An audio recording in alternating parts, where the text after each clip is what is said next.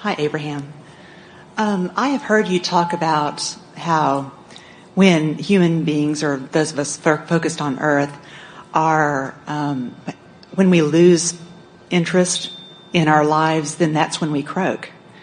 And yet, over the years... Or when you gain interest in that part of your life. In other words, it could be a de-emphasizing of the focus about what's here and a re-emphasizing of the focus that is, in other words, everyone who makes their transition does not do it because they are totally disconnected from what is physical. They may be very strongly connected to what is non-physical.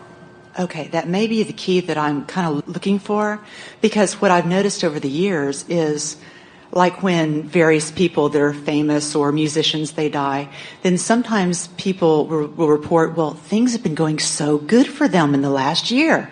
Their life was bad, and now here in the last year or two, they're going on tour and they're writing books and they're in this movie, or, everything is turned around for them. So I just kind of wondered, how is it that their life could be going fabulously and they're so interested in their life, and then they croak? And I guess this interests me because my life is going so very good in all of the areas. It's like 98% of my life is over the 100 percentile mark. And so I'm thinking... Must be getting ready to croak. Right. And I'm thinking, I'm enjoying this so much. I'm enjoying my husband and my wonderful friends and my fabulous job and my wonderful coworkers and, just everything, that I want to be here a while longer. And so I'm concerned that, would it possibly be that you can be enjoying this so very much and then it's like a big surprise that you croak? Because it's like, I was really liking that down there. How did this happen? It is never like that. We want to answer your question fully. It's a wonderful question. The first thing that we want to address is something that is inherent in your question, and you may not even realize that it's there, but it is so there. And that is the feeling or the equating with things going bad and then I croak. Now, let's come around to that just a little bit. In other words, you offered a different picture. You're talking about someone's career is really turning around, but there is this usual human association, and we can feel it here, that death is a bad thing. And therefore, when someone really pinches off life, then they croak. Now, we've given you that impression too, because we talk about that there is this stream of well-being that is flowing at all times. And when you allow the stream, then you are thriving in your physical countenance. And when you pinch it off, then you don't thrive. And eventually, there can be a croaking.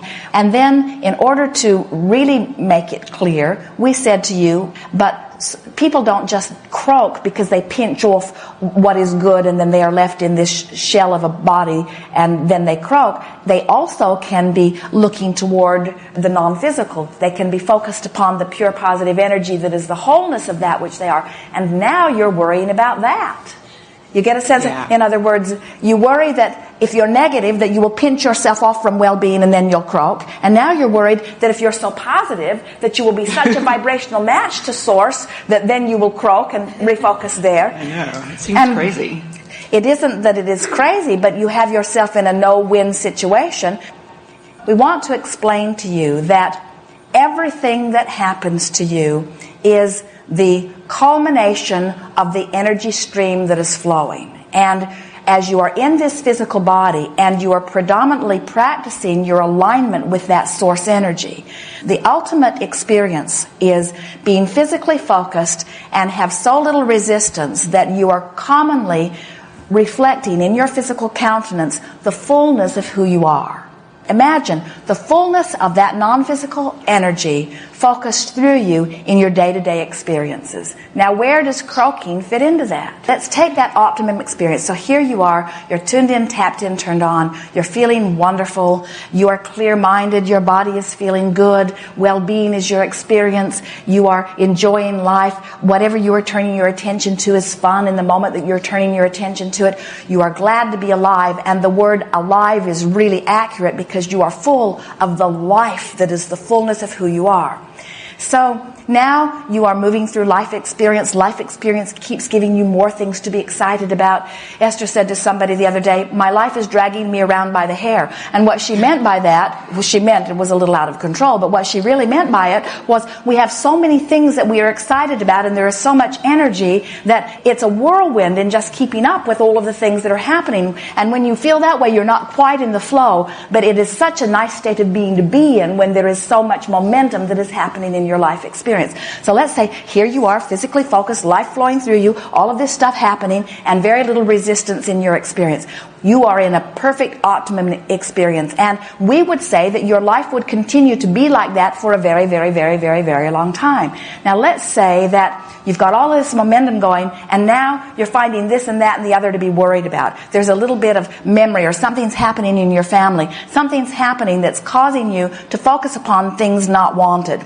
Old records begin playing. Your sister calls and says something is terrible that is happening with your parents, and now you feel the responsibility to suffer with them a little bit. So now you've got all this momentum going, which under normal circumstances for you is very life-giving and is really serving you, but now you've introduced to this powerful momentum of well-being something troubling, and it's like sticking a stick in a fan. In other words, you've got all of this energy flowing, and now you've got this huge resistance to that. That would be an uncomfortable moment. Now, the croaking of death, where you get yourself all pinched off, that is usually when someone croaks suddenly. It is usually because they have strong momentum going, and then they introduce equally strong resistance, and it causes a severe mismatch in their energy, which often is the avenue for their way out. That's one scenario that is very common, that is the reason that people make their transition. And Jerry and Esther would be perfect candidates for something like that, with the kind of energy that they have moving, if they could introduce enough negative stuff to their experience to cause. In other words, that's where strokes come from, that's where heart attacks come from. Those big events in physical experience are about things like that. Another scenario that is a little different from that, which is sort of the avenue for the croaking experience. We like that word, it is so disrespectful, since there is no death, is someone is physically focused, they are not very interested in what is around them, nothing is pleasing them very much, they have become an observer of life, and they've observed enough things that they aren't interested in and don't like, that their vibration is predominantly one of a resistant nature. And because their vibration is predominantly one of a resistant nature, they don't get much momentum going about anything that excites them, and they sort of just peter out.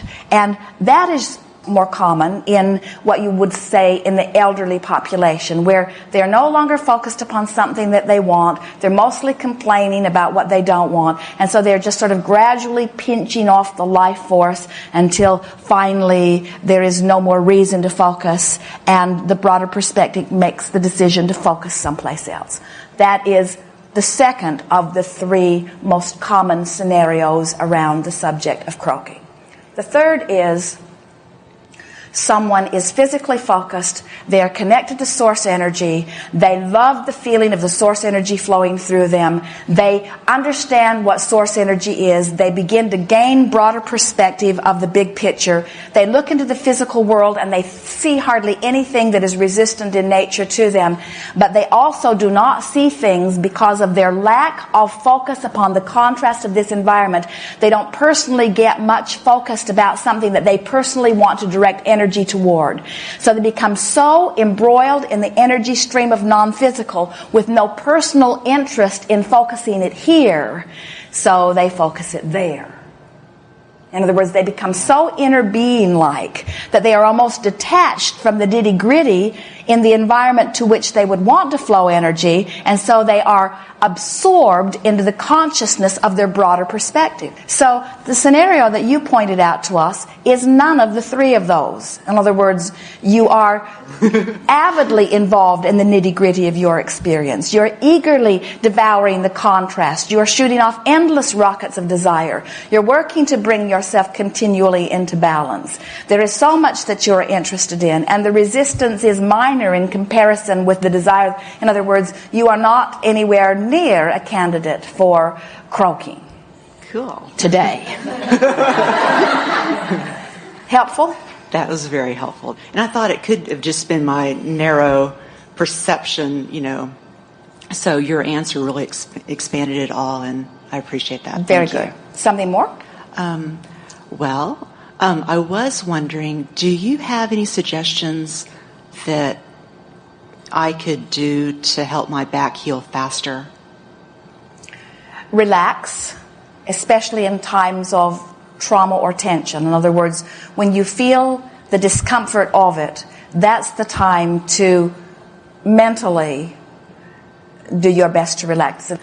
Reach for a thought that is less resistant. The discomfort in your back can be released. Make a decision that you will breathe it away. Breathe it away. Okay. Breathe it away. In other words, look at the discomfort as tension and look at the relaxation as relief. And realize that the tension comes for all kinds of reasons that are not necessarily even physically related. But since the back is a recent injury, then for you it's the crack of least resistance. In other words, it is the most logical thing that anything that's bothering you would show up there. Yeah, I got that. And so rather than saying, this is a back injury that is hurting me, say instead, I have resistance in my vibration that's showing up there. Got it, yeah. And then you don't let that become an entity unto itself that is something that you can't control. Because while you cannot control, it seems, the healing of an injury necessarily, you can control the way you think and feel in this moment. And so just breathe it away, just breathe it away, just breathe it away. Don't give it a label, don't make it a big thing, don't call it my back. We wouldn't even put the words, I need to heal my back to it. You just got to relax and let it go.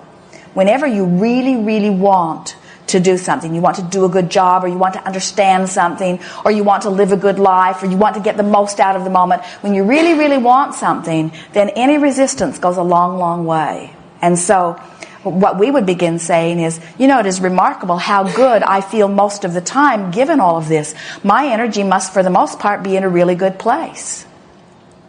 Okay. Yes. Very good. Yes. Yeah. As much as possible, put yourself in positions where you do not feel any discomfort whatsoever. In other words, we would float in a swimming pool if we could. We would lie on a mattress if we could. In other words, we would put ourselves in places of non-stress relative to our physical body. This is for everyone, whether you have an injury that you are recovering from or not, and just sort of float mentally in that energy stream of well-being. Just remind yourself that you are so predominantly well-being. Just activate that vibration within yourself as much as you can. And then you can fall back on it anytime you want, but you have to activate it. It's hard to go there from a place of tension. In other words, we hardly see anyone with a back spasm or a back discomfort that can go in 10 or 15 minutes from that discomfort to a place of absolute feeling good. It's a long way to go. But from a place of feeling pretty good, you can go to a place of really feeling good. And if you do that often, then those back spasms become something that don't come up so much. And we're only using the word spasm because, in truth, any pain of any kind, we would like to refer to it as a spasm. In fact, we would like to refer to anger as a spasm. It is a reverberation of vibration that are just not flowing together. It's like static on the radio or static in your body, you see. Yes. Great. Thank you very much. Yes, indeed. Yes, indeed.